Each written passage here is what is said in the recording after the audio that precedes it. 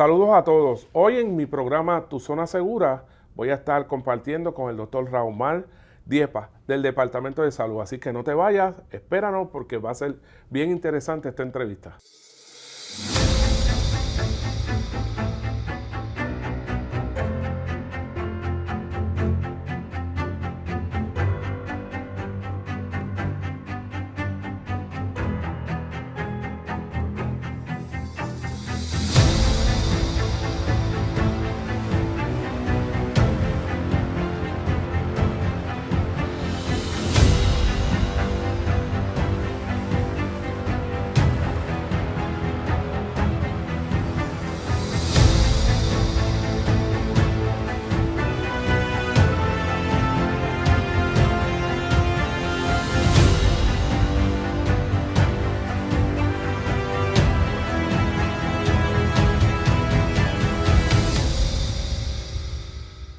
Saludos a todos, gente. Nuevamente compartiendo con ustedes en el programa Tu Zona Segura. Aquí conmigo hoy les tengo una persona que, wow, ahorita estábamos sacando cuenta por encimita y lo conozco hace más de 25 años.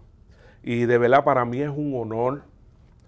Para mí, mi respeto siempre, un gran amigo, hermano. Antes me pedía la bendición, todavía lo hace, pero tranquilo, de verdad es un honor para mí poder tener a mi hermano, mi amigo, Raumald Diepa, el doctor Raumald Diepa. Bendiciones. Muchas bendiciones, Raumald. Gracias por tu tiempo y tu espacio.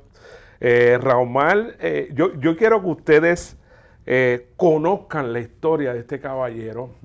Porque, wow, para mí, escuchar y poderle decir doctor, de hecho, la gente por ahí me dice a mí doctor, y yo no receto ni nada de esto, pero esta gente sí, ¿ok? Son dos doctorados totalmente diferentes, pero la trayectoria de Raumald, de verdad, para mí, mis respetos, porque desde joven, ¿qué te puedo decir? Este muchacho estaba por ahí buscando la manera de ser útil porque había algo que le apasionaba. Y era, pues, ayudar al prójimo. Y conozco toda su trayectoria en lo que hace el día de hoy como doctor ya. Y yo digo, wow, Señor, de verdad que tú eres bueno, porque el que la gente le mete el empeño y el corazón a las cosas y poder llegar a alcanzar, ¿verdad? Que todo en la vida se convierte en un reto, porque el reto no deja de existir. Pero ser útil el día de hoy es bueno. Y Raumald trabaja en el Departamento de Salud, pero tiene una función brutal allí que mucha gente no conoce y es parte de lo que tiene que ver con la seguridad en caso de una emergencia, que eso casi es al diario. Pero yo quiero que sea él el que nos hable y Raumald, de verdad, Gracias. vuelvo y te repito, un honor poder tenerte aquí. Conozco a tus padres, conozco tu trayectoria y de verdad me alegra mucho que la gente confíe también en tu trabajo, en tu corazón, en tu humildad. Pues siempre está de esquinita, pero este hombre no para y eso es bueno. Y ¿quién es Raumald Diepa? Para que la gente sepa y entramos por ahí. Quiero que me diga cuál es tu función en el Departamento de Salud. Mira, primero que todo, gracias por tenerme hermano, aquí mi y respeto. esa introducción por poco me hace llorar. No se vale llorando aquí. O sea, el intento es bueno, pero no se vale. Pues mira, Nino, yo soy, ¿verdad?, el doctor Raumald Diepa, trabajo dentro del Departamento de Salud, soy el director de campo y también soy el evaluador médico para la activación de la nave, ¿verdad?, de la ambulancia aérea. Ok, en Aeromed, que eso, la única unidad prácticamente ambulancia aérea que tenemos en el país. Correcto. Que mis respetos, porque también es algo que aunque es de la empresa privada, pero tiene una función que de verdad, un saludo a José Hernández, al corillo de allá, que también son gente que están ahí dedicados y que hemos tenido, wow, ¿No? cuántas situaciones de diarios. emergencia. Estos son casos diarios, ¿verdad? Y mano, bien contento de pertenecer, ¿verdad?, dentro del Departamento de Salud. Sí. Y de ayudar al prójimo en lo que podamos. Claro.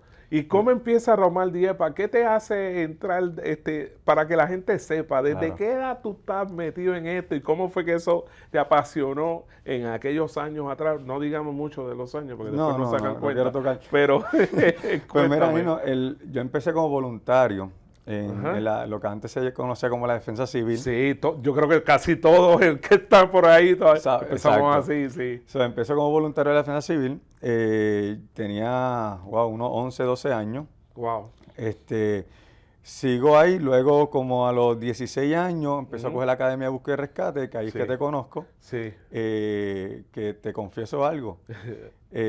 Supone que uno tenga 18 años para empezar la academia y yo mentí. Dije que tenía Gente, 18. me lo vino a confesar hoy. Hoy me vino a confesar la edad que tenía. Perdóname eso y muchas más. No, tranquilo. Pero sí, empecé la academia ahí te conocí y de ahí adelante lo demás historia, ¿verdad? Claro. Pertenecí al grupo y pertenezco al grupo de Búsqueda y Rescate. Urbano de Puerto Rico, Urbano de Puerto Rico. Que de verdad, muchas misiones fuera del país también, que yo sé que vamos a poder hablar un poquito de eso más adelante. Y cuéntame, ¿cómo fue esa trayectoria en términos de tus estudios? ¿Cómo pues fue mira, Nino, yo siempre a mí me gustó el reto. Entiendo que desde pequeño tuve esa misión, ese amor a ayudar al prójimo. Mano, y siempre esas ganas de seguir creciendo. Tuve mi abuela, ¿verdad? Con cáncer. Y en una que yo presento el caso al médico cuando la están atendiendo, pues el médico le gustó cómo yo atendía, tú sabes, a mi abuela y él me dice, mira, yo entiendo que tú debes estudiar medicina. Y espero que esto se sirva de verdad, de ayuda, y colega, y me da la mano, y espero que verte aquí. Y la sonrisa de mi abuela en ese momento para mí fue que me dio ese empuje. Entonces hice medicina médica y tú me ayudaste con eso. Sí, miren, a mí me ofrecieron como por intercambio, que en aquel momento no se podía jamás, pero me dijeron, no, es que eso ya está ahí y hay que usarlo. Y yo digo, Dios mío, pero ¿a quién le doy esta oportunidad de estudiar, pues, hacerse paramédico? Y cuando hablo con Raúl Mal, que era de los más que se pasaba conmigo, me dice, yo lo cojo. Y así empezó todo. Y wow, cuando me llamaron para la graduación, que recuerdo que tu papá me llamó, Nino, tienes que llegar por aquí. Y yo digo, wow, de verdad, mano, has dicho unas cosas que Dios siempre en tiempo y espacio como que pone a alguien que te da la clave de, ok, es por aquí que me tengo que ir. Y esa persona que te llamara colega, que regularmente los médicos hablan de esa manera de colega y esto, fue como que el boom y el tú sentirte útil con un familiar. Claro. Fue como que el concepto de ayudar al prójimo y darme cuenta de, ok, por aquí es que voy, y vuelvo y repito, en tiempo y espacio Dios te pone en unos lugares para irte adquiriendo ese doctorado de la vida, que es otra cosa que uno en el camino no se da cuenta. Y wow, Ramal, de verdad brutal. Mira, de ahí adelante, la demás historia, ¿verdad? Sí. ¿Estuviste en Santo Domingo estudiando medicina? Fui a Santo Domingo, estudié medicina.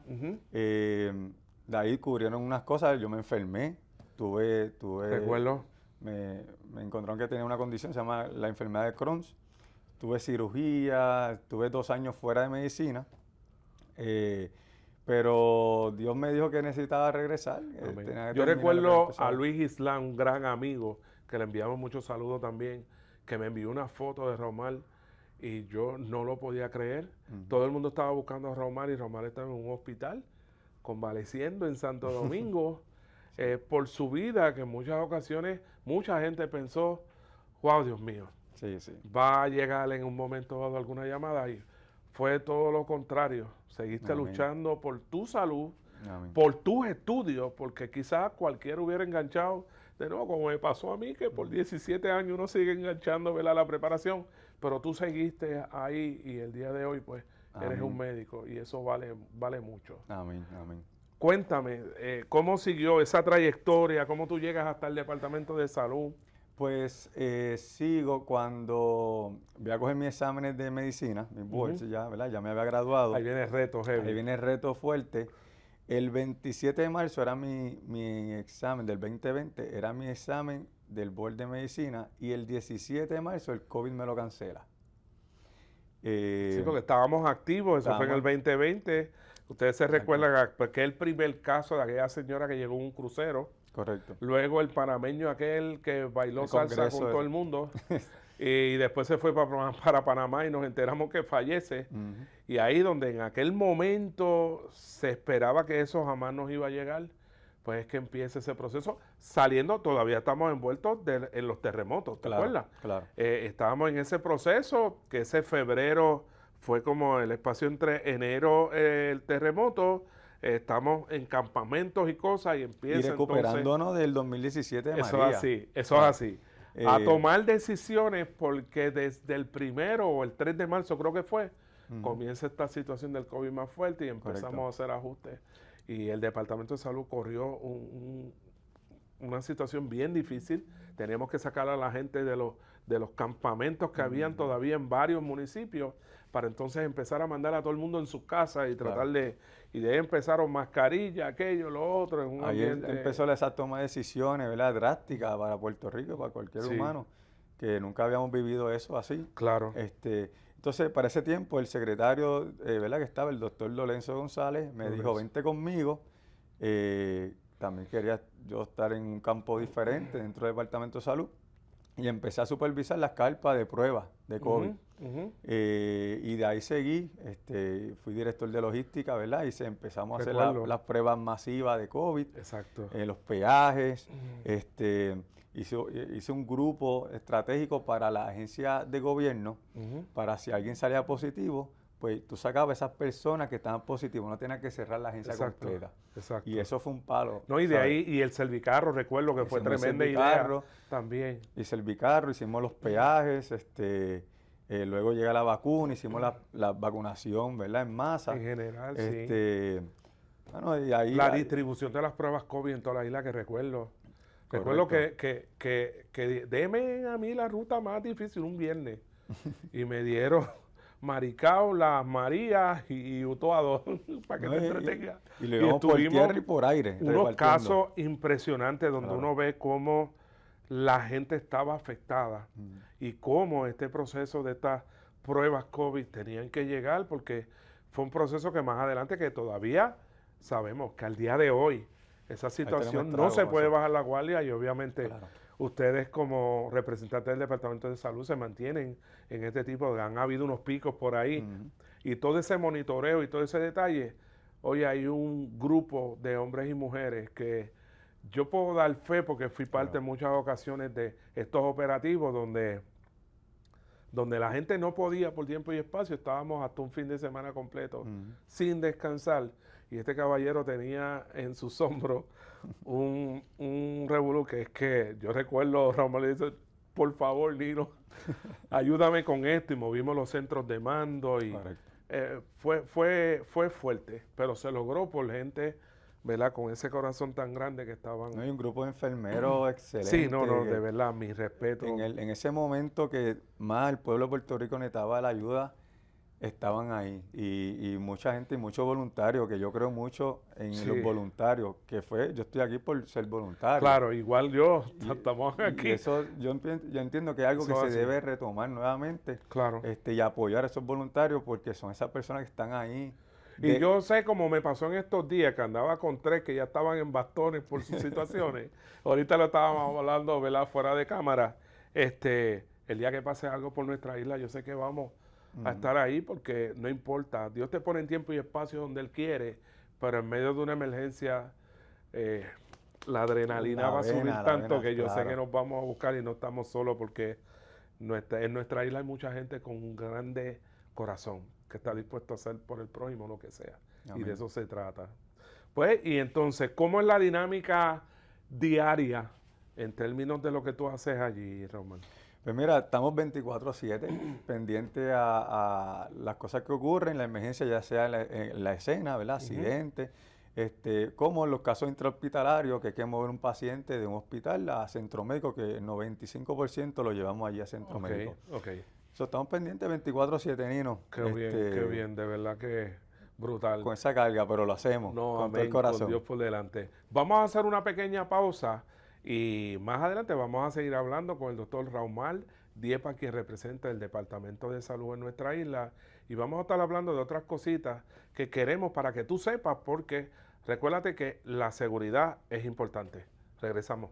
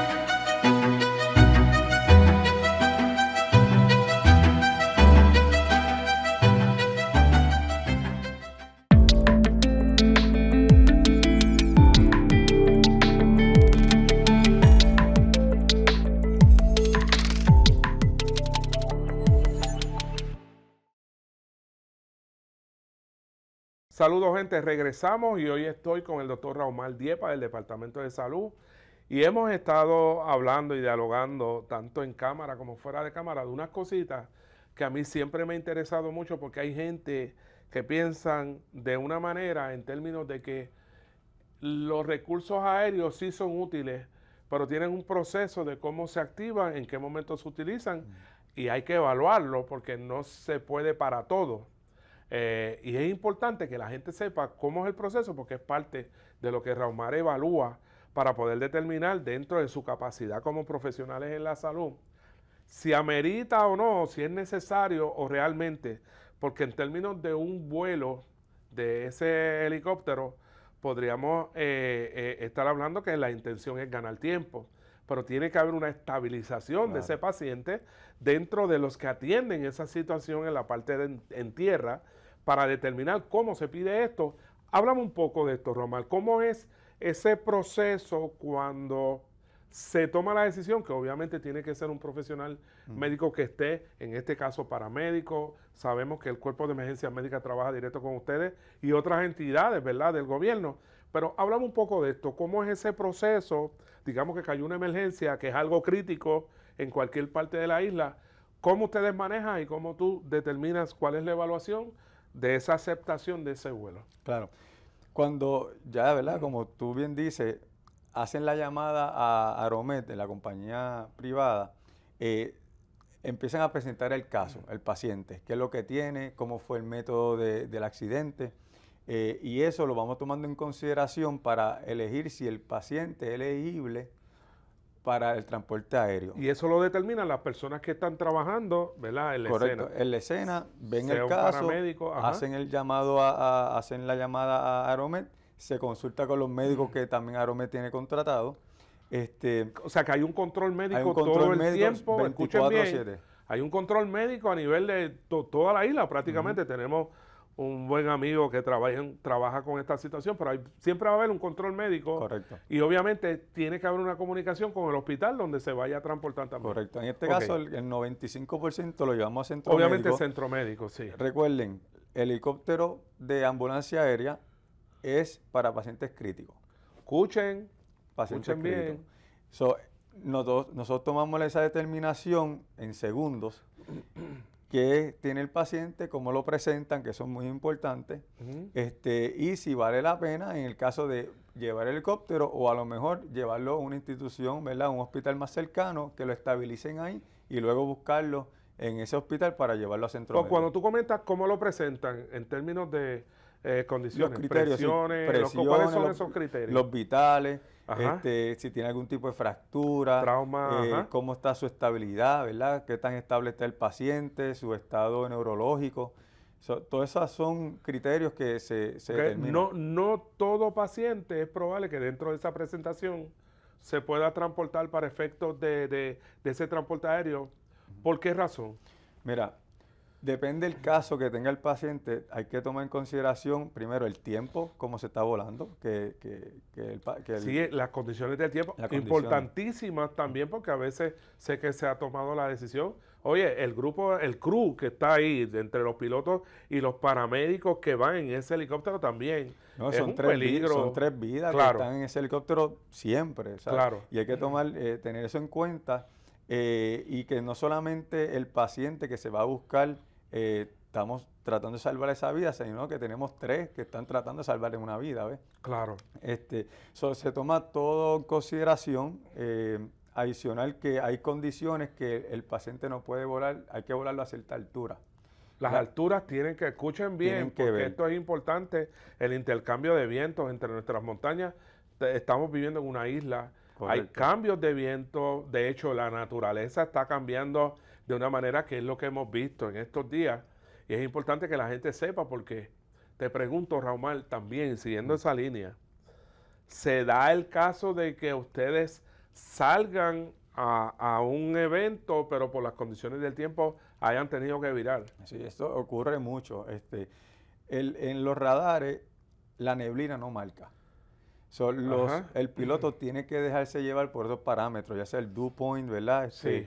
Cómo está esa humedad, para ellos tomar decisión si pueden volar o no. Por eso que de noche es más difícil De noche todavía. es bien difícil, pues se pone Claro, más frío. claro. Entonces te pueden decir, aquí no está lloviendo, aquí está, pero realmente es la trayectoria completa que el piloto tiene que considerar para ir y regresar con ese paciente. Obviamente, pues, la intención es cuán rápido pueda llegar, Correcto, ¿verdad?, a centro correcto. médico a que pueda ser atendido. En esos segundos tomamos la decisión, ok, el helicóptero vamos a despacharlo o llévelo primero en lo que mejora el tiempo para luego buscarlo en esa institución, ¿verdad?, en ese hospital, Claro. para devolverlo a centro médico. Se dan los casos porque hay dos tipos de situaciones diferentes, desde donde surge el evento, ¿verdad? Que pueda ser solicitado y se hace esa presentación de paciente, que es la que tú haces ese screening, y esa comunicación de el personal que está allí, más el personal médico del helicóptero, más el personal, obviamente, del Departamento de Salud, que tú evalúas, más el que va a recibir. Pero también se da el caso de que pueda hacer un transporte de un hospital a otro. Correcto. De Puerto Rico, el Aeromet tiene 3 ambulancias, 3 helicópteros, pero realmente el contrato que tiene con el gobierno es un turno 24/7. Tenemos que también tomar la decisión, esa presentación, qué es lo que tiene el paciente, porque si caen 2 o 3 casos hay que elegir a cuál. Y regularmente los 3 helicópteros están on call con un crew. Tienen un crew, un helicóptero por turno. Si un helicóptero falla, pues tenemos el otro, entonces para poder... Y en términos del mantenimiento de eso, me consta, oye, el que quiera ver la estación de Aeromet, el centro médico, es una cosa, y mi respeto, porque recuerdo en María el montón de retos que tuvimos.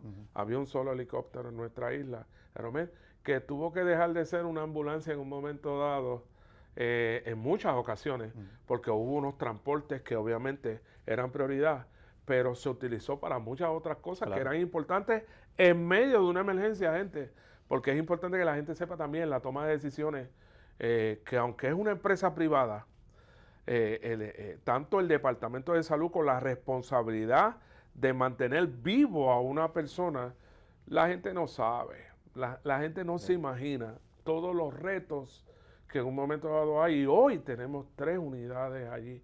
La gloria de Papá Dios, porque me consta que ha sido mucho papeleo, ha sido mucha cosa, pero gracias a Dios están ahí.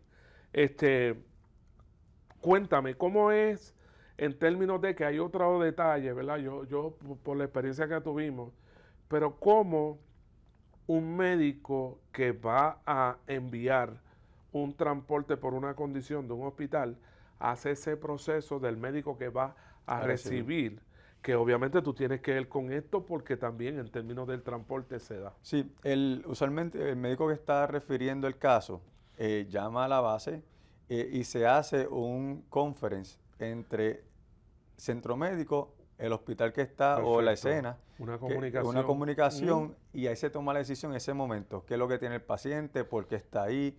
Los vitales de ese paciente, qué tan estable esté. Recordando que el paciente hay que estabilizarlo antes de montarlo en el helicóptero. El helicóptero es un espacio bien cerrado que no podemos hacer mucho, ¿verdad? Mucha operación dentro de lo que es el helicóptero por la situación. Tratamos de estabilizar ese paciente antes de montarlo en el helicóptero. Para tener obviamente la garantía en términos del transporte. Claro. ¿Pueden haber situaciones en términos de ese transporte que caiga ese paciente en un estado crítico? O sea, que el personal que está transportando en esa unidad aérea también necesita tener un expertise de cómo buscar la manera de estabilizar y mantener, porque el trabajo de una ambulancia en medio de una emergencia, en términos de cualquier transporte, los compañeros paramédicos, técnicos de emergencias médicas, la oficina de manejo de emergencia, los que tengan este recurso, el trabajo es estabilizar el paciente de una manera hasta que obviamente un médico lo reciba en un área hospitalaria. Y créame, porque yo mismo lo viví, no es fácil, y más aún cuando tú tienes en términos del criterio que tú puedes observar cómo esa persona descompensa y cómo tú tienes que luchar para mantenerlo vivo, y esa comunicación también existe, ¿correcto? Eso es así. Mientras el paciente esté dentro del helicóptero, siempre va a haber una comunicación directa con el médico. Con el médico que va a recibir. Que va a recibir. ¿Qué es lo que está pasando con el paciente? Si hay algún cambio, y él da las instrucciones y el paramédico, pues, ¿verdad?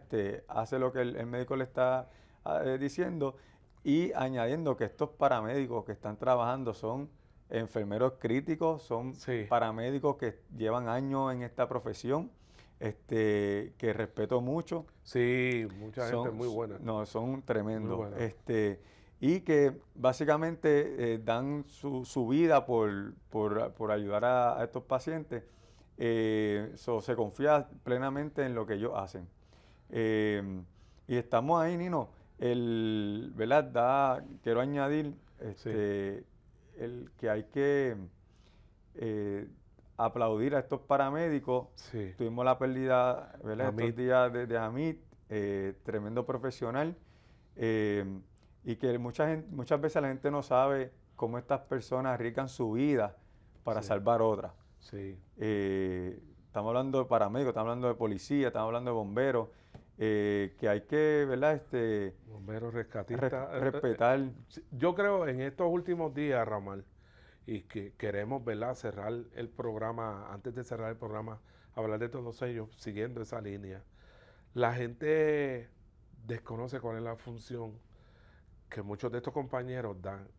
Y yo tengo que hacer un alto porque quizás yo no estoy en el gobierno hoy, pero tengo muchos amigos, hermanos, ahí que en el camino se hicieron. Y hoy hablamos de ese accidente a Miss Molina, que lamentablemente ayer fue su sepelio. Estuve en el velatorio, ver mucha gente que por muchos años, pues uno vio, dejó de ver, y fue gratificante, ¿no? Pero por el otro lado, ver un compañero como este, miren, Amit Molina iba para una emergencia, un accidente. Lamentablemente esto sucede. Y Amit era un tipo que era un médico. Lo conozco, lo conocí hace, wow, 25, 30 años atrás. Y Amit fue director municipal en un momento dado. Amit nunca se quiso bajar de su motora porque le apasionaba eso. ¿Tú sabes por qué? Porque quería llegar primero para dar la ayuda. Y ver una persona que uno conoce, que uno sabe su trayectoria, porque Amit era un tipo callado de esquina, se paraba, dicho por sus propios compañeros que lo conocían. Ese tipo no importaba la situación que fuera, si en la motora podía cargar con un gato, una caja de herramientas, con lo que fuera, carpintería, lo que fuera. Ese era mismo Molina. Y créame que así son estos compañeros que mientras la comunidad está, ¿verdad?, en su diario, estos muchachos no es que estén por los 15 y los 30, porque es difícil. Y yo sé que sí, Raúl puede dar fe de eso, lo sabe. Lo mismo pasa con la policía de Puerto Rico, este compañero que hace poco. Tenemos un compañero todavía, un saludo a Sijoncito, Ángel Rosa, del municipio de Arecibo, que compartí con Pablito Caña, que era la otra persona que se afectó en este rescate, sí, de un cuerpo, pero ¿sabe qué? La mentalidad y el cuerpo estaba pendiente a que hay una familia allá afuera que está Espera. esperando que se le pueda entregar y darle una cristiana sepultura a un pariente, y a veces no nos damos cuenta que con todo el nivel de seguridad y entendemos, hay algo que se llama la naturaleza que siempre va a estar en contra de nosotros. Y hay que orar mucho porque es que están pasando tantas cosas. Y por eso yo quiero que ustedes conozcan gente que de corazón, se lo digo, no importa hora, porque tú coges el teléfono, no importa la hora que sea, el día que sea, no hay fines de semana.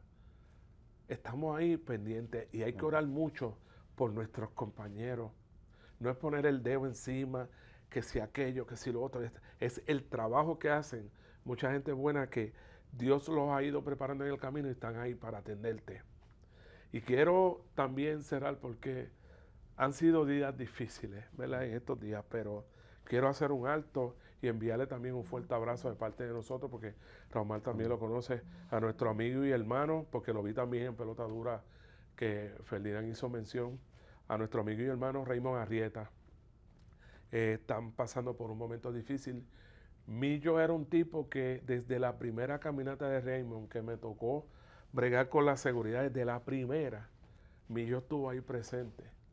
Y Raúl, te digo, Raymond siempre con su viejito, ahí su mamá y su familia apoyando por muchos años.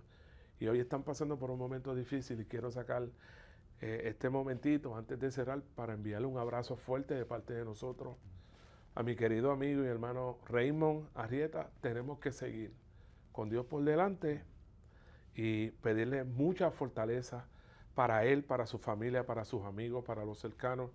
Un abrazo grande de parte de nosotros, Raymond. Y nada, vamos hacia adelante, vamos a cuidarnos, gente.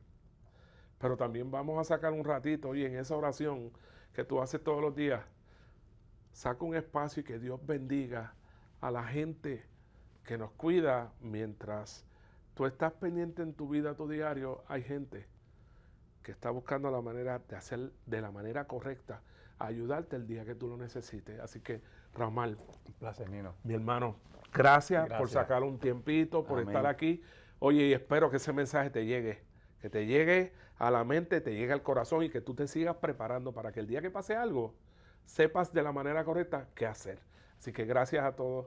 Nos vemos pronto. Dura Streaming, un canal con una oferta variada de contenido hecho para ti. Transmisiones en vivo y programas digitales sobre temas de actualidad, Política, economía, bienestar financiero, salud, seguridad y más. Todo para informarte, educarte y entretenerte. Desde un solo lugar. Dura Streaming por YouTube. Únete a la familia de Dura Streaming suscribiéndote a nuestro canal de YouTube y activando la campanita.